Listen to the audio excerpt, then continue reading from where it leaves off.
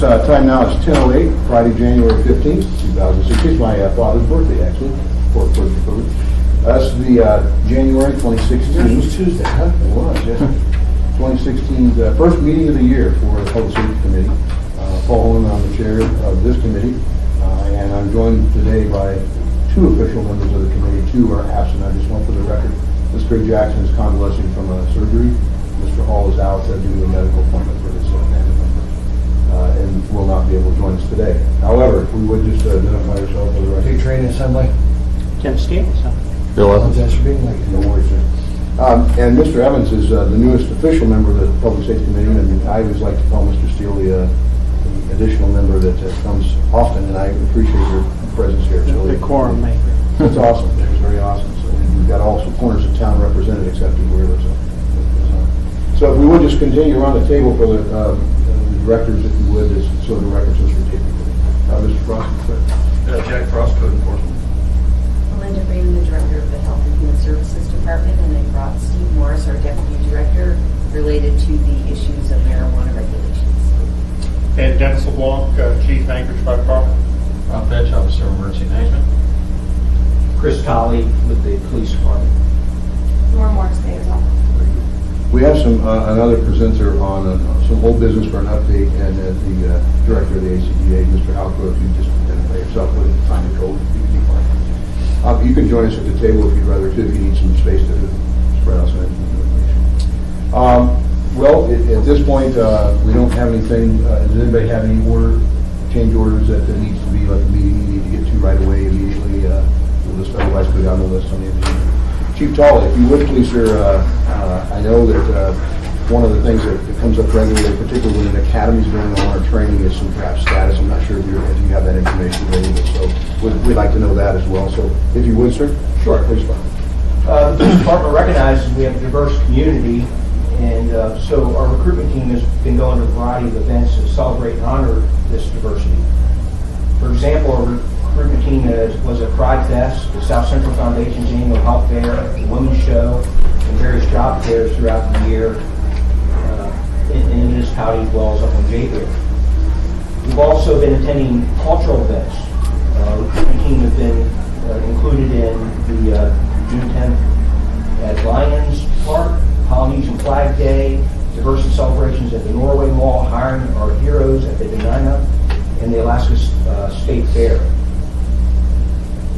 We have a great opportunity in the city with the department this year, in that we have the opportunity to increase the strength of our department.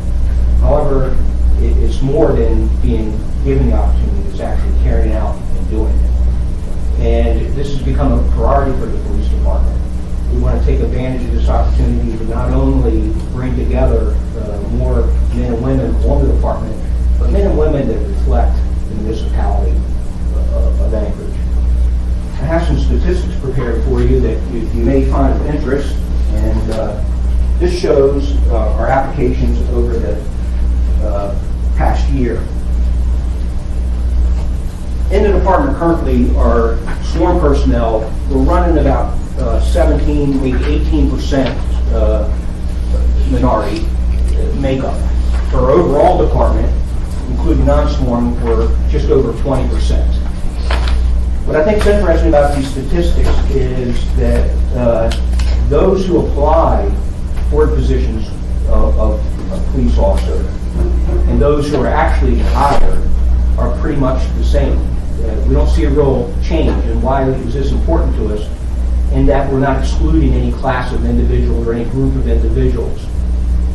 Now, this doesn't mean that we have enough representation from different groups that call Anchorage home and so on, and we want to make our best effort to include and make sure that we try to recruit as much of a diverse group as we can. How are we planning on doing this? Well, everyone in the department knows it's their responsibility and it's going to be their priority.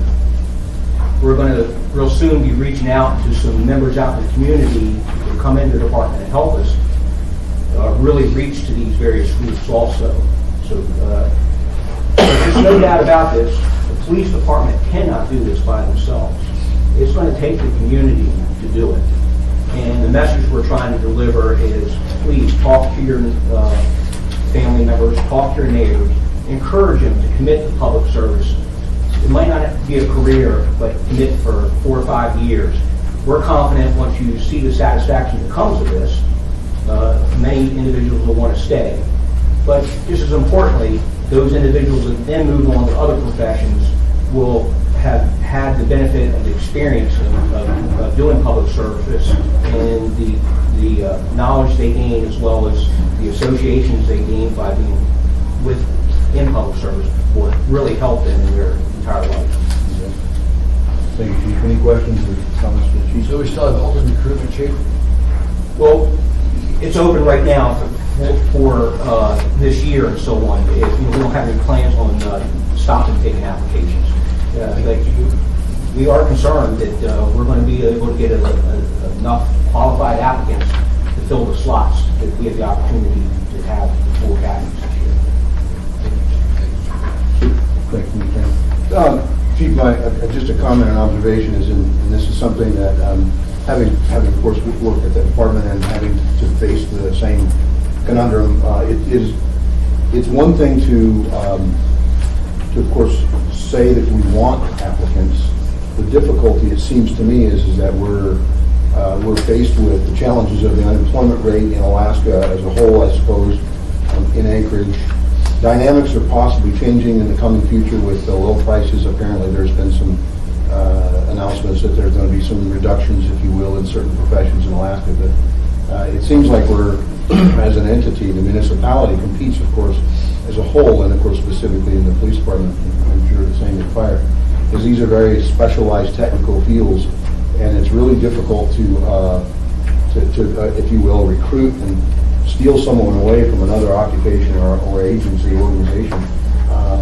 And so it's one of those things that I laud the department and the municipality as a whole to make statements and to get out there. It really does, Matt, mean that someone has to physically sometimes drag someone to the application process, and it's never been more convenient. It's online, and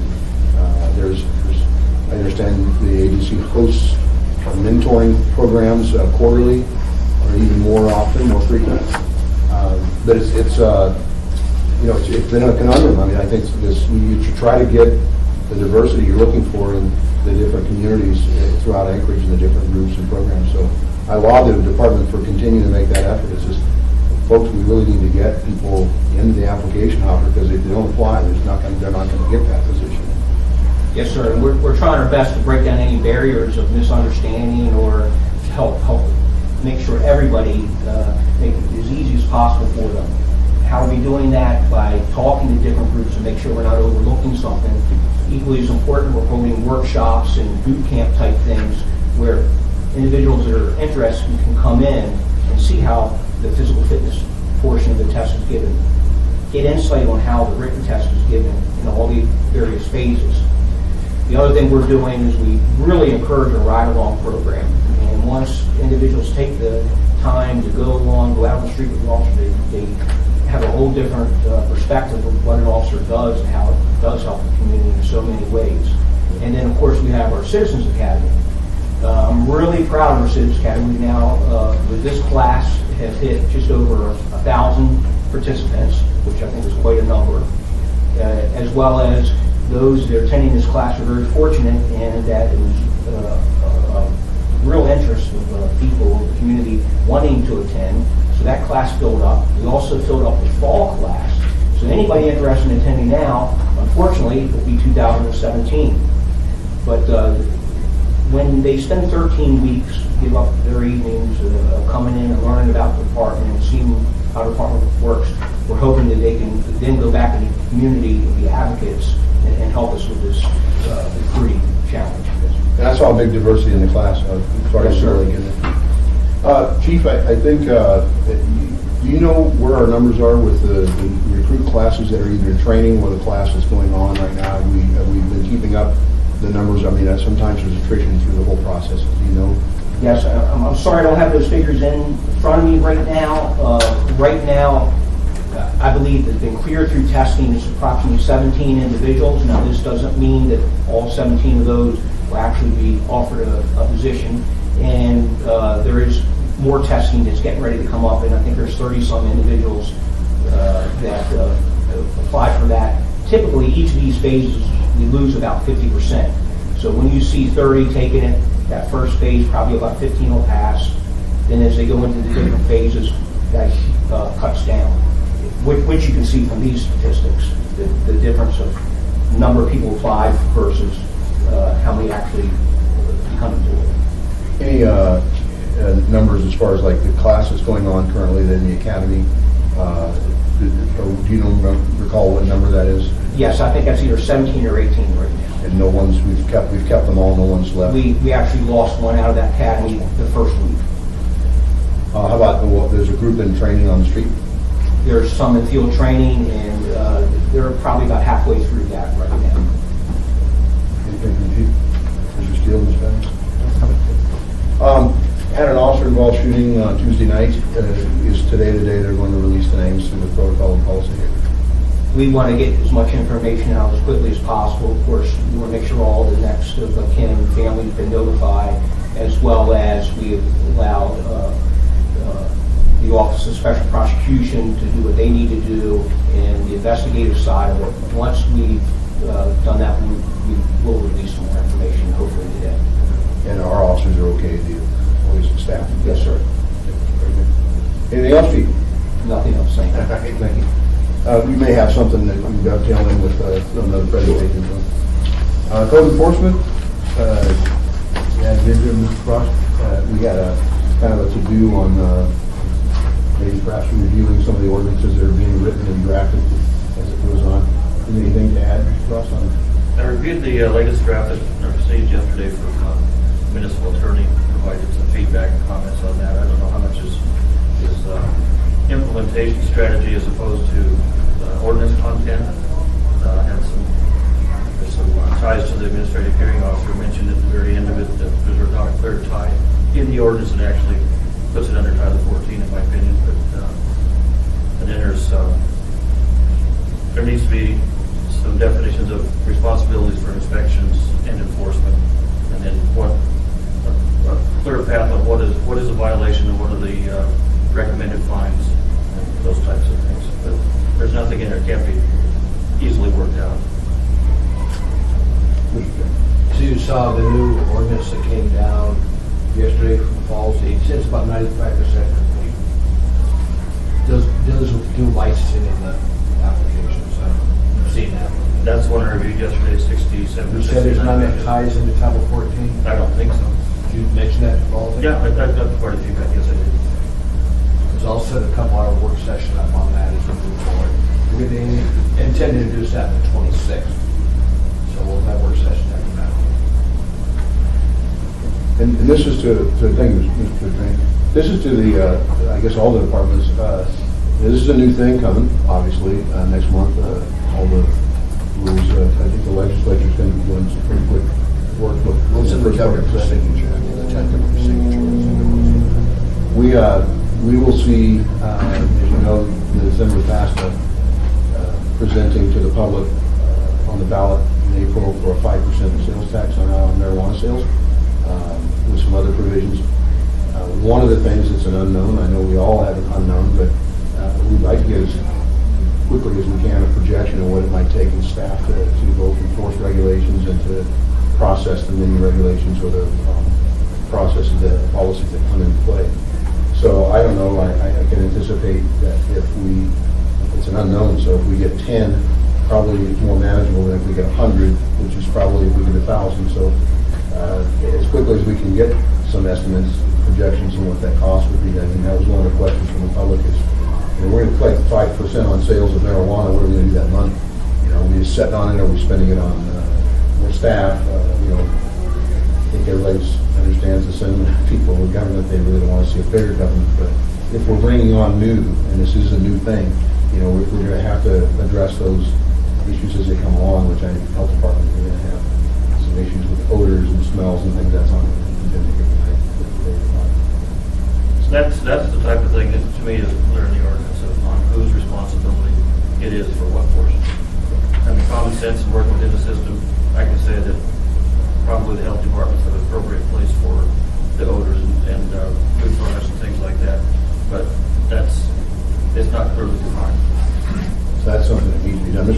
It's something I was curious about the other day. I don't know the answer, but once the new regulations go fully into effect and you have your legal marijuana operations, and we're concerned about the black market and how much of that's going to exist, does the black market operators, basically the guys that are just selling drugs illegally now, do they just become unlicensed business operators? Or is there still an offense for what they are doing criminally? That's a very good question. I know Chief has great experience from his past profession and duties. In Alaska, in general, I believe it is allowable, of course, to transfer, so meaning giving away, and certainly possessing. The use, of course, and where you can use it will be regulated both by state and, of course, what we say. But as far as the sale goes, I believe that's where the purview of the new regulations are most applied to, is how you, for instance, if I want to sell as an individual, much like if you have liken it to firearm, a pawn shop of a licensed firearm dealer has a lot more regulations than a private individual if I want to sell my gun to Mr. Steele. And I think that's where there's that crack that it starts to develop, and I don't want to see it become a chasm. I think we need to make it very specific as to so good question. Good questions. Does anybody? We don't have municipal legal. You have to have a place of business, I think, is first off. So you're going to be able to identify those. But they may be selling it as voluntary of some sort to the I don't know. It's going to be interesting. Something the attorneys municipal legal. We have multiple work sessions planned. First one's coming up on the 22nd from 10:30 to 12. So we're going to have a few more once we try and get into this thing. Chief, as a practical matter, is there? I think you're correct. It's something the Department of Law would have to weigh in on, as well as the Union Attorney's Office. Each one of these things, each incident or matter would have to be looked at. Does it fit the element of crime? And that's what we would do and make a determination with the criminal charges. And then I cannot speak for the federal government either, which they have their own set of rules and laws that may be applicable in these cases also. Mr. Trinity. Thanks, Chairman. I do want to reach into your experience with the Fed. What's the drug-free zone distance? Are we talking 1,000 feet? I believe most of it's 200 feet. 200 feet? Most often 200 feet. Can you check for us? The reason I ask you is we've been told it's 1,000 feet from the school, and the state has cut it back to 500. I heard from Falsey yesterday, the feds have it at 1,000 feet. So, as we come forward with our version of it, it can be more restrictive than the state, but not less. Just need to know what we're really talking about. And this, what type of school are we talking about? A regular public school or private schools? Daycare, private schools. So, if you let me know, I'd appreciate it, because it's coming up soon. Thank you, Mr. Chairman. And that begs the question. So you just mentioned child care, Montessori programs, that are classified, and youth and things of that nature. So these are all. Every time you pick up a little leaf, it seems like there's a few more below it that's hiding. So that's interesting. Okay. Well, thank you, Mr. Frost. Anything else? No, not Anything's specific. on your horizon that we should be attending to? We're catching up this time of year. It's nice to slow down a little bit. Fire Chief Lamont. Yep. Thank you. A number of quick updates. We start our academy written testing this Monday. Actually scheduled it during the holidays, so we'd actually have some more time for people to attend. Right now we have 509 applicants that are scheduled to come in for the testing. 68 of those are already paramedics. 289 of the 509 are Alaska residents, with 22 being paramedics. So the written test is Monday. The physical agility test walkthrough will be on Tuesday and Wednesday. Then we'll actually do the physical testing Thursday and Friday and begin to overlay the structural orals as well as the chief's interviews, which will conclude on February 2nd. Again, we're looking for about 25 candidates to get into the academy, so a little bit, about 5% of what total applicants. And a lot of those folks are, again, it's probably close to 200 plus out of state, and how many of those will actually show up. But we did try to compress the schedule so that those people who do commit from out of state, have a defined period of time that they know they have to be in Anchorage. So we're really excited about that. Thanks to the Assembly Tuesday night, we had an area water bond approved to go to the voters in April, 4 new ambulances, and replacing the Life Path 12s with Life Path 15s. Some of that will go to Chugiak. 2 of the Life Packs, one will go to Girdwood, and one will go to Chugiak. Anchorage Fire Service area also had a heavy engine Rescue 4 to be replaced, as well as a 36-year-old, I think it's the only direct fire boiler remaining in the municipal assets over at the maintenance shop, is scheduled to be bonded and hopefully replaced. So really excited about that. AFD and ATD continue to work hand in glove on the TriTech CAD upgrade, as well as the NG, the next generation 911 programs. Those are continuing. Great progress on the construction of the new replacement fire stations. Station 3 over in Regar and the Glen, just south of the Glen. Actually toured that last week for the first time. Very, very impressed. It's going to be a great station. They're hanging sheetrock. Hopefully April-ish we'll have the grand opening, the commissioning. Obviously the Assembly will get the invite for that. We'll try to pick dates that work for just about everybody. But that's really exciting. And new Station 9, they're at Lake Otis and in DeArmond. That's progressing. Steel is all up. We've got it visqueened in. We're about a month and a half late getting going. So that's probably a late July, August commissioning for that facility. But again, we're really excited about those two new opportunities. Also had, I mentioned last month, John Drozdowski, one of the battalion chiefs, retired, and very happy to announce that Senior Captain Nate Paulson, he was up at Station 8. He is a newly promoted battalion chief and pulled his first shift this week. So really excited about that. Working very closely, and I don't want to steal Rob's thunder, but we've got a January 21st presentation to the Community Council House. Rob was going to talk about that. We've been working hand in glove with the EOC and the Community Council to do a workshop, and he'll talk about the workshop. Some of you may have noticed as you're watching the news, we've got a lot of video shots on the high performance CPR that Anchorage is well ahead of the nation on. As you know, we've touted our cardiac save rate is twice the national average. So if you're going to have a cardiac arrest, Anchorage's the place to do it.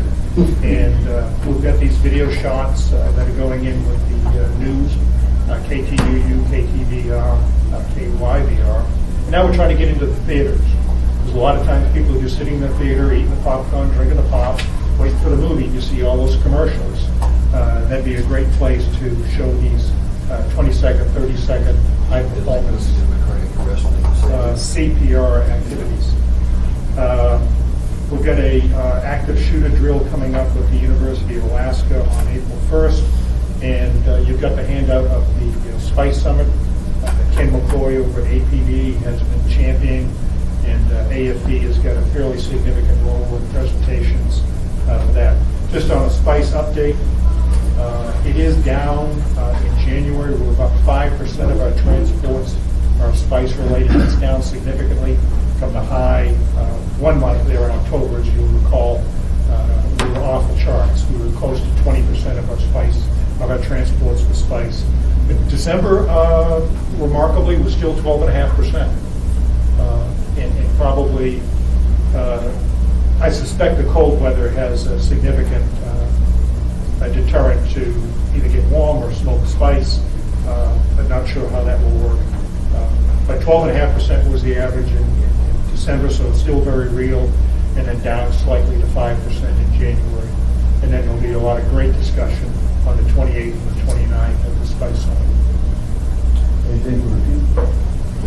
Yeah, I was just wondering in terms of the numbers, whether or not the spice epidemic helped your numbers in terms of save rates and stuff like that. or, or the percentage of the spice responses that you have, are they mostly cardiac?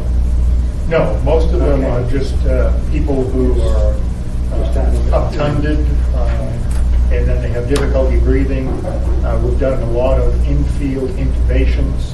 We bring them to the hospital, and then we basically lose sight of them in Yeah. the hospital.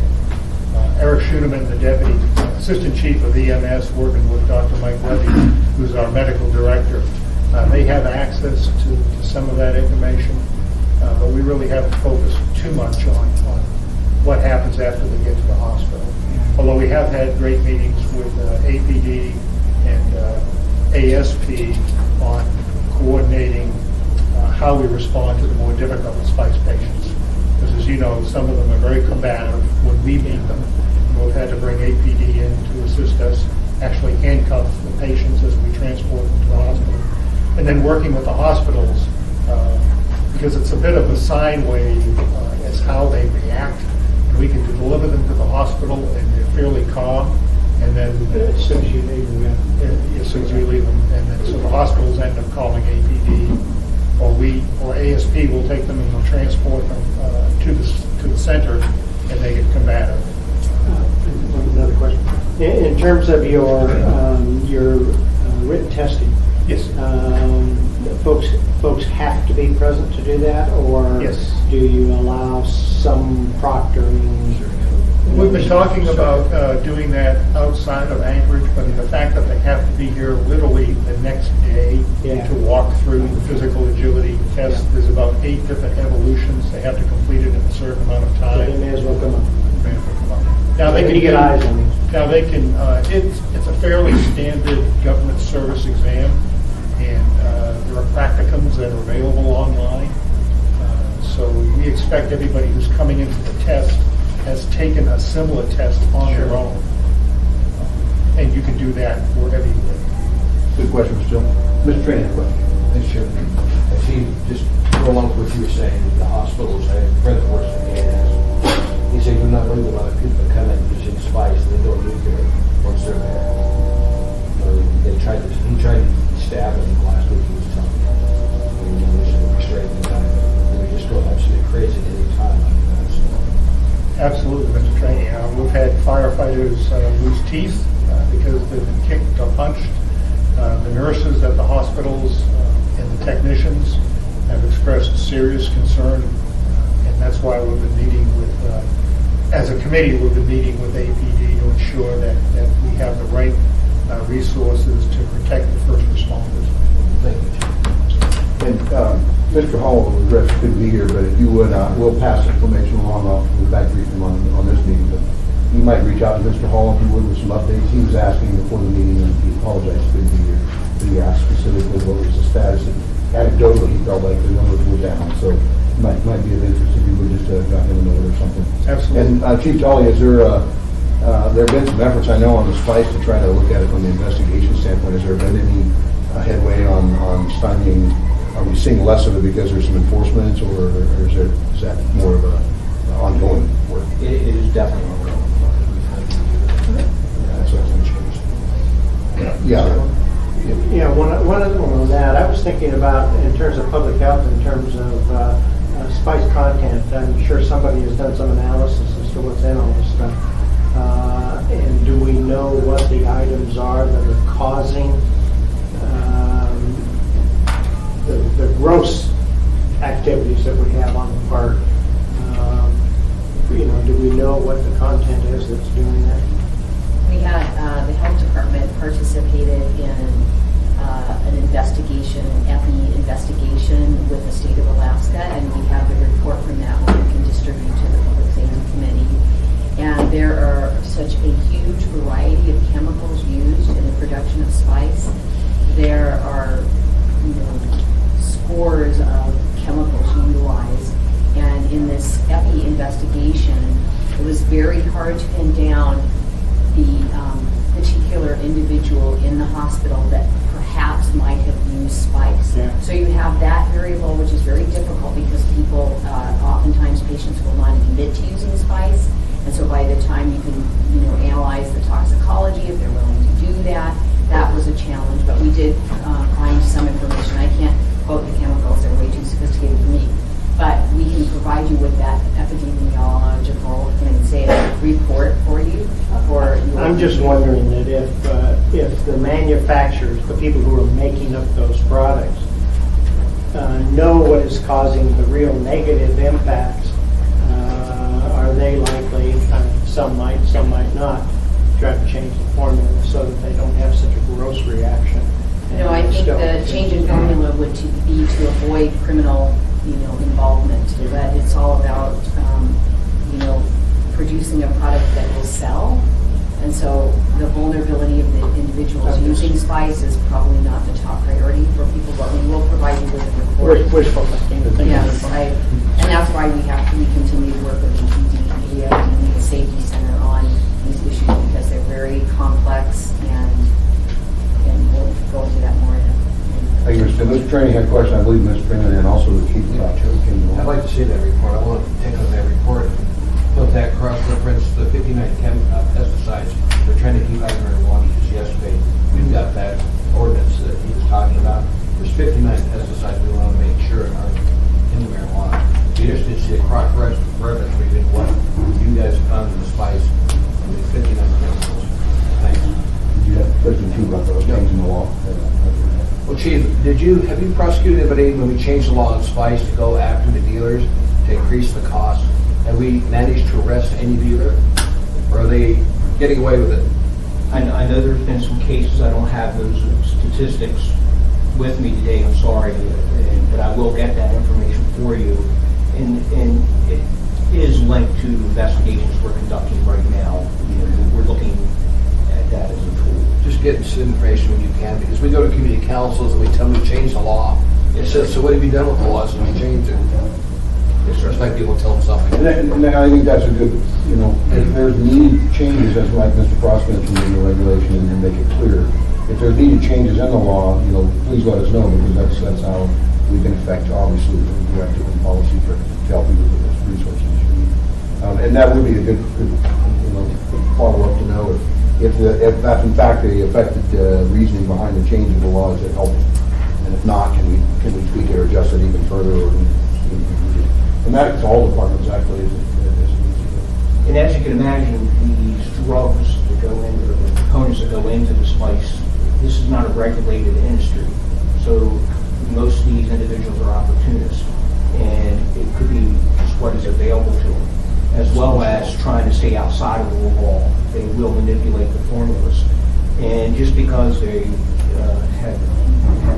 do something at one time doesn't mean they're going to mimic it the next time, because this is not a perfect science as they're doing these compounds and so on.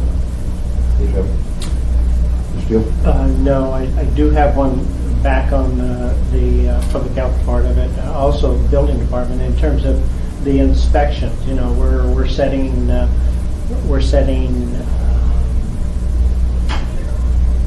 up what the process that we're going to have on awarding the permits basically to do it. And the question is, we're going to ask the health department to inspect. We're going to ask the building department to inspect. Fire department, I suspect, as well. Fire department, probably straightforward, but are there any guidelines nationwide to help you know what you have to look for? I know you have to look for ventilation, you have to look for... So I think that gives us, is there anybody else reference Chief LeBlanc on the fire department? No? So we'll move into that. I think it's on one of the topics here, Mr. Freeman, of the health department. First, I'll cover just some updates, and then I'll segue over to asking our Deputy Director, Steve Morris, who's been involved in the marijuana development of the regulations extensively with the legal department within UNI and looking at the environmental health aspects of the marijuana regulations. So before we do that, I just wanted to share some updates with the committee. We have a new security system that we are installing at the Safety Center, in addition to upgrades in the vans themselves. So that will provide us with clearer information, a broader range of information at the safety center, which will be helpful in this in light of spice use. We will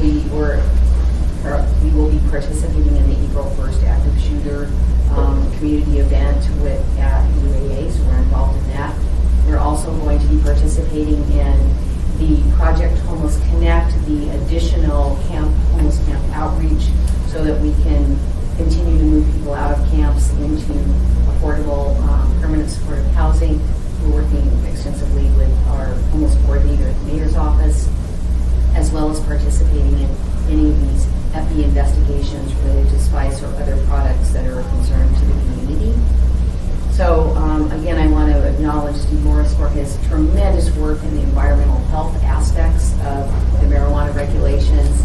They, as you dig deeper, leaf per leaf per se, with our Chair Honeman's comment, we see more and more that we need to address, and some of that will fall on the health department, so that will be related to operating budgets, et cetera, with code enforcement officers, environmental health sanitation inspectors. So I'll segue and ask Steve to cover.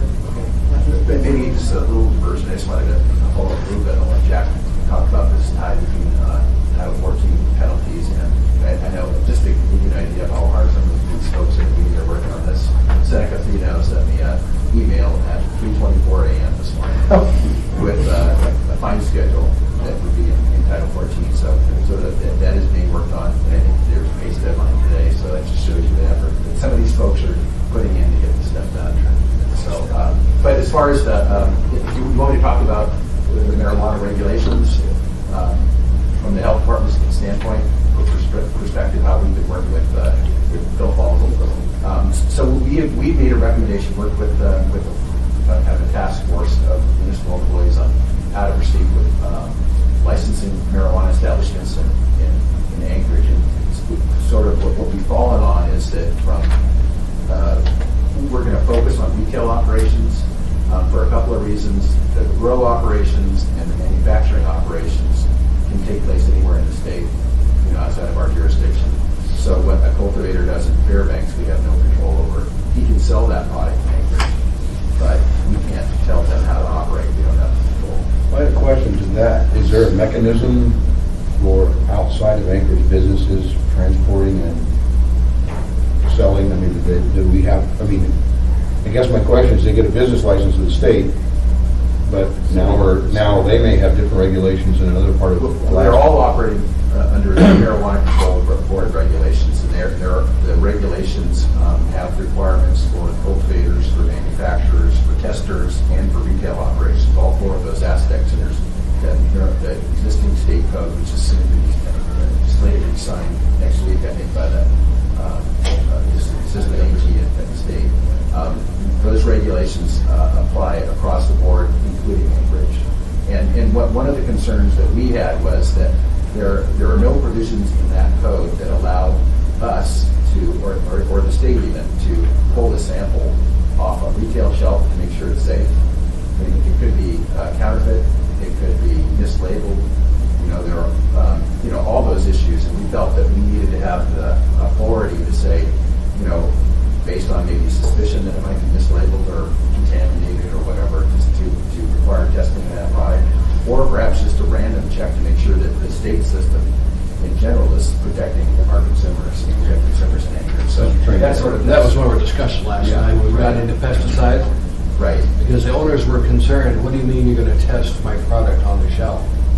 But who's going to pay for that test? Well, the state requirements, the state regulations now, if you're a manufacturer or a cultivator, the state can say, I want you to test that, I want you to test that. There's no limit to what they can do, at least under the current state regulations. But the current state regulations don't allow the state or the municipality to pull a product off the retail shelf.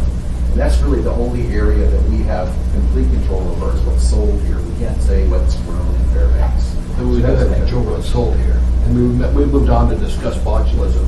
Right. When it gets to the concentrates, we've got to make sure botulism is not present in it.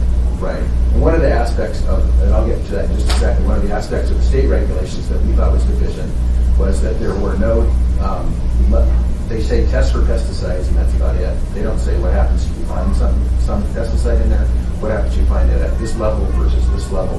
So what the proposed municipal Title 10 ordinance will do is establish limits for 59 pesticides that are, and those are basically what we did, was we went and looked at Oregon, Washington, Looked at Oregon, Colorado, adopted Oregon. and adopted what Oregon had done. And their list of 59 pesticides is based on essentially how prevalent they were in use in the medical marijuana industry in Oregon, how toxic they were, and how whether it was feasible actually laboratory-wise to test for them. And they did a scoring thing, and then they came up with this list of 59. And what we proposed is to adopt that same list and the same allowable thresholds for the amount that would be allowed in that marijuana product. Thank you so much for all the work you've done. I was going through that ordinance last night till late in the morning. Oh, okay. So, Yeah. thank you. Yeah, and then, can I want to move on to odor? Yes, please. I can do that. So we did talk about odor regulations, and Colorado has sort of a unique approach to this. They have sort of one of the problems with regulating odor, and I think Jack knows about this too, it's kind of subjective. It's in the nose of the beholder, if you will. And so we've had challenges with that. But there is a municipal code, and I can share that with you here. But it provides, there is and it's subjective, difficult to enforce, and we considered using the Colorado approach. They use this device that is called a nasal ranger. And What does it run to buy that? and they're not too expensive. They're about $1,500. And essentially, it's a way of taking a sample of air and then diluting it. And they have a system where essentially and it depends on the land use. Maybe in an industrial area, it's less stringent than it would be in a residential area, but they dilute it to a certain level. And if the smeller can smell it at all at, say, a 1 to 7 dilution, then it's a violation. So it sort of takes out this somewhat, not completely, because people have different noses, but it takes the subjectivity out of it. So I mean, I may go to a place and say, "That doesn't smell bad to me." You smell bakery. I mean, you can't say, you can smell the bakery. Is that maybe it's offensive to some people, but most people not. It gets to be subjective. Marijuana may be the same way. We looked at that. We actually called Colorado to see how things were working, and what they said was they had not written the citation yet, based on their nasal ranger. And I think there are problems. And so we said, that doesn't sound like maybe it's worth exploring. I think the device is only $1,500, but at this point in time, we didn't think we should commit to that approach without any experience. And so we thought what we'd do is basically enforce what's already on the books. And that's the plan. So at this point, and I can, if you want to see a copy of the code. That'd be great. Okay. And a good explanation, a working explanation, so we can answer constituent complaints, I think is the biggest thing. I agree. I think we should do the best we can to remove or reduce the subjectivity for enforcement, and something that's easily explainable or that we can post to, under frequently asked questions or whatever, because I know that's what's coming. We've had it on tobacco in an apartment building, a person who's got respiratory illness or cancer, and they're, unfortunately for them, they're in an apartment building where they're surrounded by perhaps some smokers. And then this, of course, now they're saying, well, since the law changed through the ballot proposition, people were jumping the gun, so to speak, and light it up, and they were smelling it. So, it's maybe they're hypersensitive because of where they're at, maybe and they were former smokers, so they said, they've had to give that up. But I think it's best that we, work towards that as best we can, remove subjectivity and have it so that it's easily explainable and enforceable.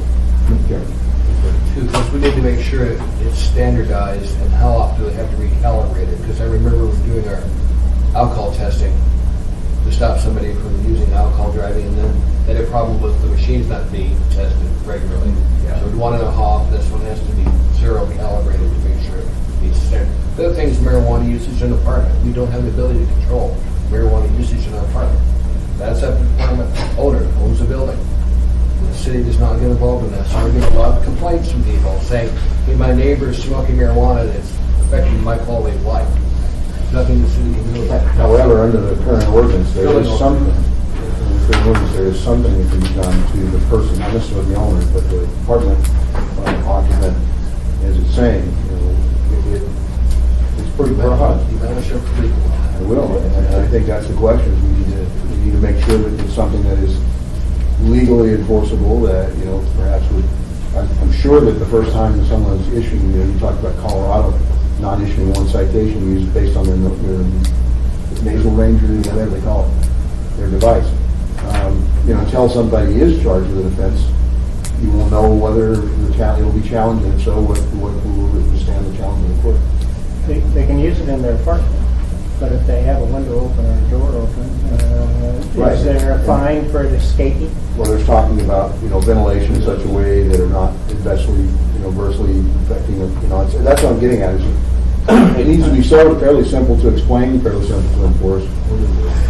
I'm thinking also about mold and... That's what I'm talking about, spores, mold, everything that comes along with the actual plant for marijuana and the growth of it. Two other items. Black market, basically an authorized dealer getting their product or getting some product from the black market. How is that going to be controlled in terms of inventory and that type? There is a tracking system required by the state marijuana control board regulations, and that's one system that we hope to take advantage of. For example, if we found contaminated product from batch 17, we can say, everyone that has batch, much like the FDA does in cola products, say if you have batch 17, you have to embargo it, until we can verify. Basically, how much acquired, tracking Right. So there's receipts versus how much they sold. I think it's kind a of thing. seed or cultivar to sale tracking system that's required by The the money is state. the other issue that we haven't solved and nobody has, but that's going to be an issue too. Can I just add, I think Mr. Trainee asked about botulism. I just wanted to, there's another provision in the local regulations that will require certain products that may be prone to the growth of botulism. Concentrates. Say that? Things concentrates. Yeah, and there's, mostly liquid concentrates that are intended for oral consumption, not smoking. Some of those products, I think it was the state of Colorado put out basically an alert to folks that they could promote botulism growth. Yeah. And then most of these are sealed containers, just like the snakehead issues where, that people get botulism sealing up salmon or something.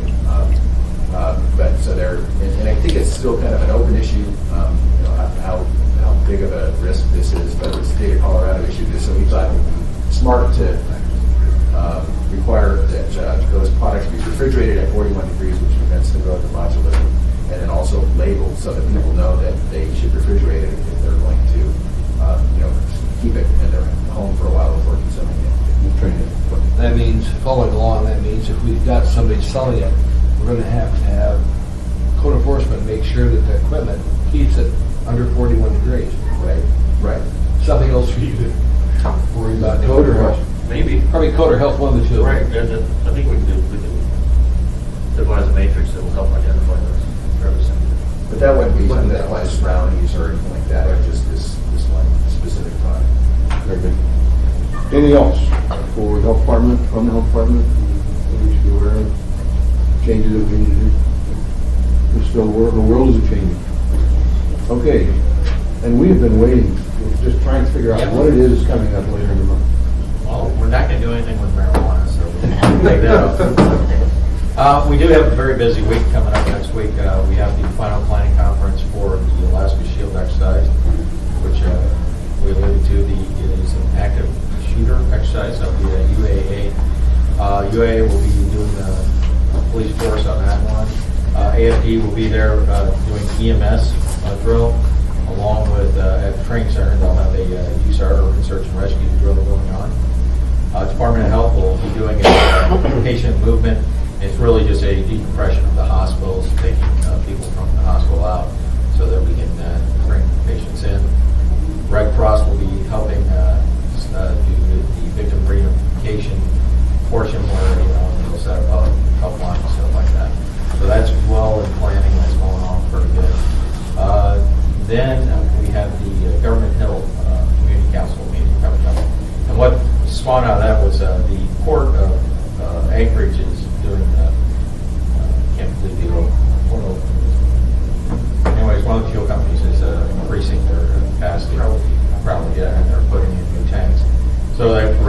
concerns about, well, if there was an accident or a fire, what do we do? So Kevin Spillers jumped on as our director, and with the port, we're giving a briefing to Government Hill.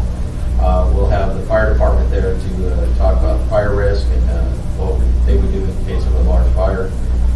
APD will be there to talk about evacuation routes and how they would evacuate Government Hill if possible or needed. Department of Health will be there to talk about health issues such as, air quality. We'll also be, the Red Cross will be working with us to talk about sheltering, if we had to shelter people, how long and where. And then ourselves, OEM, will be giving a preparedness briefing and showing people how to do a evacuation kit, a go kit, and stuff like that. So that'll be on the 21st over at the Government Hill communities, it'll be at the school, and they're having their communities meeting 7 o'clock in the morning. So those are our big things coming up. And the office of, EOC, the Emergency Operations Center, is still a couple of flux. We do want people to, directors to look at their staff and see who they'd like to come over and work out of the EOC to make sure that we have high quality people. And we send out our directors. Anything further?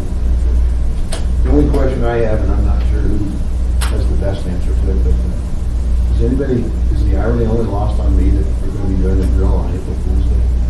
No, that was not, the irony was talked about many Set up times. that way perfect. And that's one of the things that we want to make sure that our PIOs are, get out the information. This is a drill working at the University of Cambridge, and that is just a drill. And going through it. Yeah. Any first rules that coordinated for us? So I could just see just potential rightness for Oh, yeah. confusion. But it's a very needed issue and germane to our communities. It's things that go across the country. This is a very good topic to drill on and to be prepared and how to respond. I think it's something that, particularly the after action, when you learn all the lessons learned, I think it's very, very important for the community as well. So thank you, Mr. Pitcher. All right, anything else anything for? I have answers to some of the questions you were asked, unless you want me to wait till next time. Up to you. Take it now, yeah. You inquired about Open Academy. For the May Academy, that posting will actually close on February 29th. Because of ER, we follow the way they advise us to do this, so there is some downtime, and then we do another posting for the Fall Academy. We also had done a posting for the Lateral Academy. We have 2 people in the system right now. We're looking at, if at all possible, to repost that to gain some additional numbers. The other question you asked me about the SPICE, 49 citations have been written since November 11th.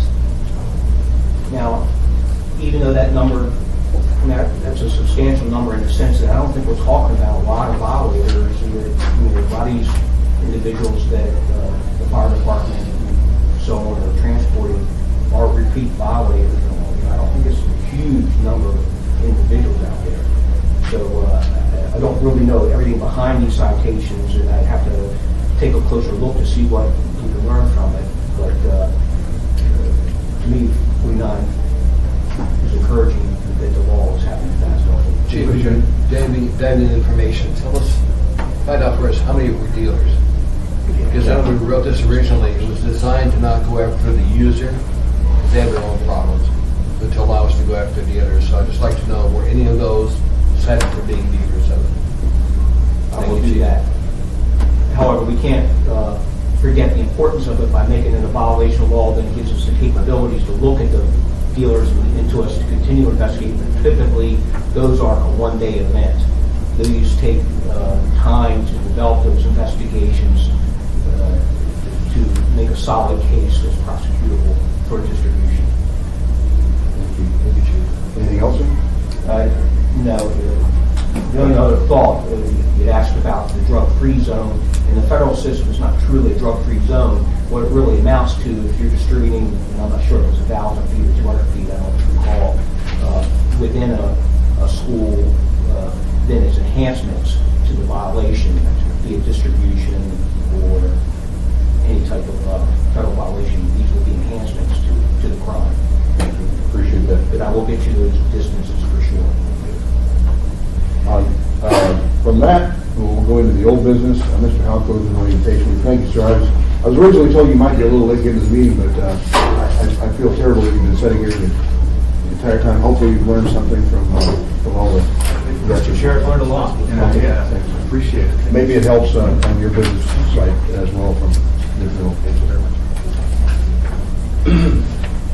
So, Mr. Chair, I'd like to do two things. I'd like to give you a rundown of final end-of-the-year totals, public safety totals at the Transit Center for 2015. Walk through some of the low points, high points, low points. Comment on some of the recent trends, and then get into a little bit of what's going on, and then update on the Transit Center redevelopment.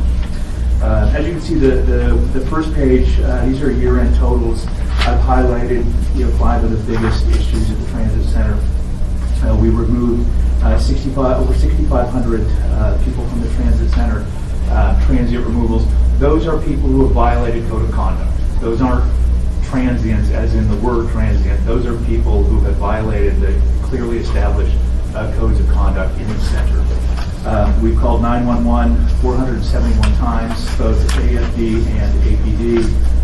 Chief LeBlanc, I have to tell you, I am at the Transit Center almost every day, and in the month of December, I don't think there was one time that I wasn't over there that your guys weren't over there, both a paramedic, a vehicle, and a ladder truck. As a matter of fact, it has become such a regular occurrence. December was even with the numbers, December was the worst month of the year for us. And it is, as a matter of fact, when I was over there, one of our security guards said to me, he said, you're always over here and there's always something going on. I'm like, no. I'm always over here and there's always something going on. Two separate things. And again, it highlights a lot of its spice. A lot of it is just the time of year. People are intoxicated. They come into the transit center after about 10 or 15 minutes. They get warmed up and they pass out. And then our guys go over, have a very strict protocol. We have to pull them in. Those that are in really rough shape, we call AFD. Those who are just intoxicated, we call community service patrol. As you can see, we called community service patrol over 2,000 times this year. Bear in mind, those are just calls. Those aren't individuals. Because sometimes I'll go over there and you will have 3 or 4 people sitting on the bench in the security office passed out waiting for CSP. So those are just the number of calls. Bans, drugs and weapons, etc., 954. In July of 2014, we changed security contractors, and actually they started providing us with actual specific data. So this is the year-over-year comparison for the second half of 2014 and 2015. As you can see, every category is up. ASP calls, 911 calls, transient removals, alcohol containers, private person arrests, everything, property bans. And you can see the last 6 months of 2015 over 2014, just a marked increase in all of the bad areas. The next page is our complete end-of-the-year statistical recap. You can see that there's just not a whole lot of good happening in that building. So now we switch to, and I do, I think there's a couple of other things before we get into the remodel. I know that the chief has talked to the mayor. I had a meeting yesterday with the mayor. Over the last 5 months I've been on the job, spending so much time at the transit center and kind of walking around the core of downtown, I think my radar has been pretty finely tuned. But I have to tell you, the last 3 weeks, I have seen things I have not ever seen in the last 5 months. I mean, it has gotten, just significantly worse. And I'm talking about new people. I'm talking about new groups. I'm talking about new issues. Between 3 a.m. and 6 a.m. yesterday morning, we removed 20 people from sleeping in the stairwells of the 7th Avenue Garage.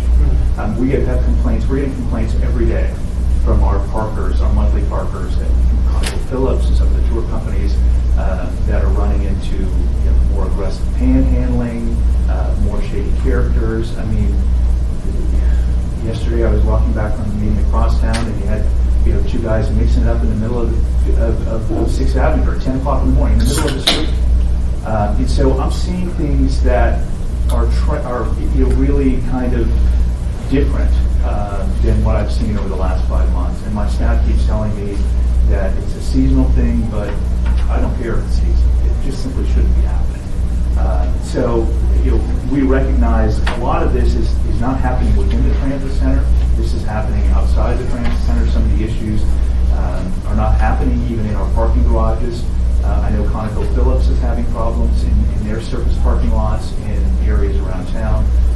So it's not just a problem that's relegated to the transit center. This has become kind of a downtown problem. I had a meeting yesterday with Jamie Boring, who's the executive director of the English Downtown Partnership.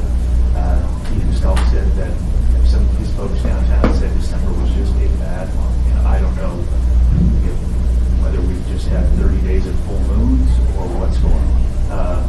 But we are prepared after a meeting yesterday with the mayor. We got a green light to proceed on a number of initiatives that we were kind of waiting to get the okay on. Traditionally, community public safety is an ACDA's role, but we're going to get engaged. And we're going to take a number of initiatives with Anchorage Downtown Partnership. We're going to start to begin asking the chief if we can get some training with our parking enforcement officers in their ADP's ambassadors, because those are people we have on the street, eyes and ears on the street every day. So we can cross-train them as far as what to look for, improve lines of communication, start sharing data with the Anchorage Downtown Partnership. We're going to sit down and talk about ways to better utilize our extensive surveillance camera system in our security text, our emergency security text function, and spread the word about that. We're going to talk about how we can increase the profile of the Ambassador's Escort program, where if you feel unsafe and you want to walk to your car, you can call Anchorage Downtown Partnership. They'll send an ambassador. They're trying to improve their response time. Normally in the summer, Jamie said their response time is about 3 minutes. Now with the winter, it's about 8 to 9. So they're either looking at outfitting some of their bikes with studded tires to get people across town faster. But we recognize that Chief Jolly's forces are stretched thin, and we think that there's ways we can leverage eyes and ears. I did even talk to the mayor about us doing a white paper on maybe recreating a public safety program that's popular in other communities called COP, Citizens on Patrol. As you remember, in the mid-'90s, the community councils had all those neighborhood patrols. It was a big thing. Mountain View had one, Turnagain had one, Spinard had one. Had these community patrols. We think something can be done downtown. We know the drunk driving patrols were highly successful. A lot of people. If you have a lot of people going through the Citizens Academy, I mean, we understand that we need to address liability and risk factors. But if they've gone through the Citizens Academy, are familiar with the department, we give you background checks. There has to be a way we can crowdsource security. And we think, especially downtown, because it's a walkable area. We think it's completely doable. People won't have to be in their vehicles. They can walk the sidewalks. We can get groups together. ACDA and ADP can manage it, do the logistics, so we don't have to burden the police department. But we look for guidance and training and schooling and that kind of thing. But we think there's all kinds of ways to address this. Because we might be going through a little bit of a spike, but for the long term, we think this is worthwhile. And it's nice to have the ambassadors on the street. Our parking enforcement officers aren't just out there looking for expired meters. I mean, every day they're engaging with tourists and helping people if they're in stress. So we just think it makes sense to kind of take that extra step and maybe fold in a public safety component to that because they are on the street walking the beats, basically. And again, the transit center is one issue, but we recognize that it's becoming a problem around the community. And it's not just the 6th Avenue and 7th Avenue garages. We're having issues with JCPenney garages as well. And this is typical. When it's cold outside, people look for a warm place to sleep. And I understand that. But the last 3 weeks, I mean, not only have we seen an increase in the amount of homeless sleeping in the stairwells, but just the wanton destruction of private property. I mean, that's the one thing I don't understand. I mean, I understand people seeking a warm place to sleep, but when we get videos from our security team and our janitorial team about just the destruction and the damage in the stairwells and the elevator, that is just beyond me. We're seeing a return of graffiti in some of the garages.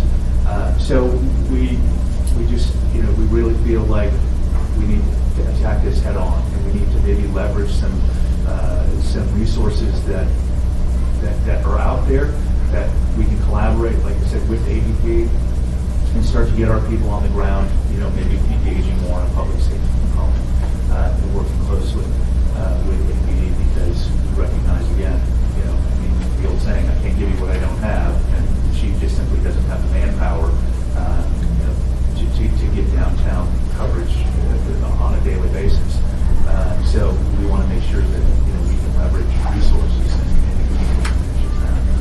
and transit center updates. The board at our last meeting, the last board meeting last week, gave approval to proceed to phase 2. Phase 2 is basically what we've determined is we've looked at the entire transit center remodel, and we've identified what our must-haves are. And our first must-have is to carve out and design a new modern and innovative transit space, people mover space. So what we're focused on is in the next few weeks we'll be gathering a closer perspective on two things. One, what a defined new people mover space would look like. Our architects are going to meet with Jody from Transit and some of her folks to clearly define what spaces they need. 3 or 4 offices, admin offices, a conference room, a break room, ticketing. How big is the public space? This kind of idea. So we envision that to be roughly the same square footage, about 4,900 square feet. That's what it is now. So the idea is that we would shut half of the building and begin construction on the new transit space. We'd leave the other half open another section of the building open to continue not to have disruption of people mover service, to keep the buses going and have the ticketing windows and their admin there. Once the transit portion, the people mover portion is done, then move them into their space, and then we would shut and gut the rest of the building. And the idea with that is, like I said, we recognize that people mover is a key anchor tenant, and we want to define and build their space first to kind of get them taken care of. And then we can shut the rest of the building, close out the public space, gut it down to core and shell, as we're on a parallel effort to go out and attract an anchor tenant or an anchor tenants or an anchor tenant. We envision in the next 5 weeks we'll have those cost estimates back. The board will again revisit it, take a look at timelines. We think getting permitting and everything else engaged, best case scenario, we would probably be breaking ground by the end of the year on a new people mover space. And that would give us the ability, as I said, to really reduce the big problem in that building, and that is there's just way too much public space. And it's not designed with public safety in mind. As we talked about earlier, that building was built in the mid-'80s when there was a different philosophy on public space. Today, the building violates several commandments of public space, especially with hidden bathrooms and those kinds of things. But what we feel is, with the redevelopment and redesign, not only will we be able to redevelop the block, but we'll be able to reposition our security pods to keep a closer eye on the elevators and the stairwells. Because right now, they're in the front of the center, they're isolated to one side. The setup that they have is not really conducive to keeping a very good view of the entire property. So that's kind of the plan. I'm meeting next week with Sergeant Mulder of the CAP team and our architects to get their history on the CAP team review of the transit center, how we can incorporate the Septic. Right, through environmental design. So we can incorporate those concepts in the new design of the transit center. But we're very, we're optimistic, but we're realistic. We're optimistic that, reducing the public space and creating a new modern and more energy efficient people mover will maximize the benefit, improve the space, improve people movers' ability to kind of monitor and have clear sight lines over their own space. It will allow us to gut the rest of the building, to do upgrades to what is a 31-year-old building in need of major system overhauls. Improve the block. On a parallel note, we understand that there's going to be displacement issues, and we're attacking those. We've created a working group of about 8 different stakeholders. We've sent out a poll for our first meeting. Those stakeholders include the Covenant House, Deans, Brother Francis, some of the mental health folks in town, the mayor's homeless coordinator. So we've created a working group to sit down long before we start to break ground and say, okay, how do we make sure there are channels kept open to address vulnerable teams? So there's no more team center or team listening post. Does that move somewhere? How do we keep these channels open so we're still able to provide services or at least access to services for people with this? So we're beginning those conversations long before we break ground to be ahead of the problem and to hopefully limit the displacement issues. But one thing about displacement is that there are not too many. I mean, the transit center is really the only major public space, open space downtown. So when you displace folks, you're going to displace them into more private footprints, and those people have the ability to police their own footprint. I mean, that's the one thing. And that's our problem now, is we don't have the ability to police our own footprint. So we've become a daycare center for drug dealers, delinquents, and problems. Mr. Attorney, had a question. Since you were talking about getting a major tenant over there, you might try Walgreens. Yeah, we are. Take a look at what we need downtown. Yeah. It would be great for hotels down here, because we get a lot of tourists that come in, and that's one thing they look for. And I've seen Walgreens go into places like Vegas, right on the strip, and it does work. No, they're actually, it's a good time. We enlisted the help of Senator Murkowski, and her office has crafted a letter to Walgreens, as a matter of fact. It had to go through 2 or 3 channels of ethics and legal review, because you have certain constraints. But I have not seen a copy of the letter, but Senator Murkowski did send a letter to the CEO of Walgreens saying, we'd love to have you downtown. You have an existing footprint in Anchorage. But again, that letter went out today after it cleared several ethics reviews through her staff. There are high-value targets, because you're absolutely right, Assemblymember Trini. The one thing that downtown lacks, and has lacked for a long time, is something with a grocery and a pharmacy component. And we think that the transit center location at 6 and G, we have over 10,000 people that work downtown, 250,000 people a year attend PAC events, and we have over 1 million tourists wandering around this town every year. We think it's a perfect place for one of their urban flagship stores. Barring that, we know there's several major restaurants out there who are looking for a footprint. We have, on a parallel track, we have engaged a commercial broker. Our development committee will be doing a listening interview this month at our development committee meeting to hear from a commercial broker about how they market the property, what they think the square footage will get. So we have a number of moving pieces moving forward with regards to the transit center. Thank you, Mr. Allen. Appreciate it. And I do appreciate the update, Mr. Echo, because with all of this information, again, is helpful for, I know myself, I can't speak for my colleagues, but it just seems that we have information and data that we can use to both be responsive and perhaps hopefully help you to be more proactive towards it. To that note, Chief Tully, and I know you probably don't have the institutional knowledge or historical from the municipality side standpoint, and Mr. Halco is correct in that the downtown partnership is something that has developed over the last probably 2 decades or so. They tax themselves extra, in essence, businesses and residents to help. Excuse me? Right, we set the special assessment district, if you will, for that purpose.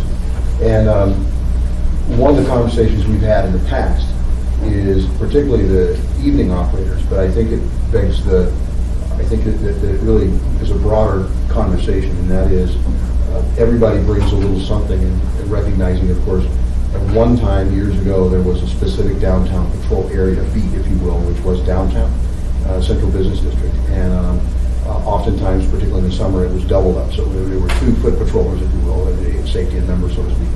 And as numbers and resources grew and the city spread and grew, that basically was absorbed into a greater patrol area and more mobile. And so it's something that perhaps time to revisit, and conversations I'm sure are being had. In addition, of course, conversation recently, Mr. Halcrow, and it's something that you may have not been aware of, but Mr. Schutte certainly is, and that is in his past life. We've had conversations with particularly the night operators, but it could be included, expanded, and that is soliciting details through a general, like if they have postings for overtime at Sullivan Arena, for instance. Perhaps when there's big events, Juneteenth, Fourth of July celebration, maybe there's some big band or something going on, a concert or something that drives people to play at PAC. That perhaps there's this posting where there's actually officers who are additionally assigned, may have an extra cost to it. But all of this, as you say, leads to, I think, a better displacement. So when you bring more people that are visible, you see more officers walking around there, if you will, chasing, moving people along. It puts the finger there, and then the water flows somewhere else. So, these are all conversations that will have. This particular project in the transit center has really spun out of control over the years. And so I'm glad that you're paying close attention to it, and that there's a plan going forward. I think it's going to be helpful for downtown and pretty good to our community. Well, and I think, and I made this comment in November when I addressed the committee, I spent the first 3 months, there basically full time. And, even after 3 months, I remember the day clearly. I was standing in the security office looking around, and I thought, you're just simply never going to fix this building unless you break it and rebuild it, because it's just a broken building, and it's a tragic place because you have. We really identified kind of 4 categories of people. And you have those that are there that legitimately use transportation, that are there to catch the bus or visit a vendor. You have homeless that they're not really an issue. I mean, they come in, they take up space on the benches, they displace others. You have the intoxicants. You really that's a problem. You have the people that are preying on other people. I mean, and those are you can see it on the video surveillance, and it's just a tragic place. And I understand the issues of displacement, but that's no excuse not to do anything. I mean, because what we've done is we've simply just enabled a magnet for trouble at the transit center. And it's just time to break it and fix it. Thank you for the update. I appreciate anything from the topic. The point for a new business. I said briefly at the beginning, and I'm sorry we're running a little late, so we have a tour of the museum coming, so I'm going to make this brief. We're having an issue that's been ongoing, and depending on the price, the pressure, it seems to be like a roller coaster. It goes up and down, but it seems that, particularly in the area of construction, copper thefts and the recycling businesses. I know there's been some attempts at the legislative level of the state. I believe it's time that we need to review and research, much like the pawn shop operators have to take and register and have inspection files available for police investigation use. I believe it's time the recyclers need to step up and do the same, because we're getting copper thefts from constructions in large volumes, construction sites, and they end up stripping off those that are cabled, and then they bring it down to these recycling businesses, and it seems like some people are over and over, and they are looking sometimes for patsies. There are people who will be their seller, if you will, that turns the product over.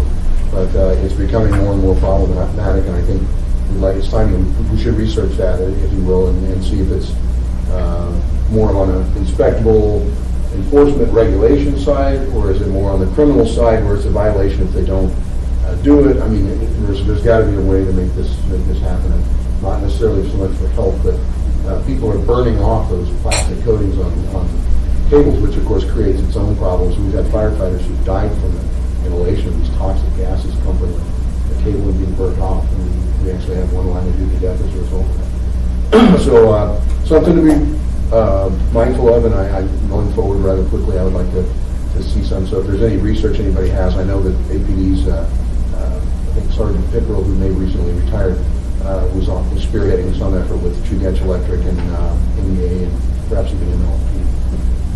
we have had several cases and discussions with various individuals, something we're paying attention to. So we see what we share. more than glad for this committee to sponsor legislation that can change that, and hopefully help that make it. So if it's something that you have in draft or some research, that'd be great to know. Any other new business from the committee? Welcome aboard officially, Mr. Evans. Again, becomes a member of the Public Safety Committee, and just to announce that it's not imminent per se, but I decided I'm not running for election for my third and final term. And that's probably some chagrin. Some people may be happy about that. At some point, that means that when I'm no longer in the body, somebody will have to step up and be the chair. So, but if nothing else, replace me from the position. So, it's been a real pleasure to have been chaired, been selected by many chairs to chair this committee. Hopefully, I've done a capable, competent job, and I look forward to continuing through the end of my term. So, on this body.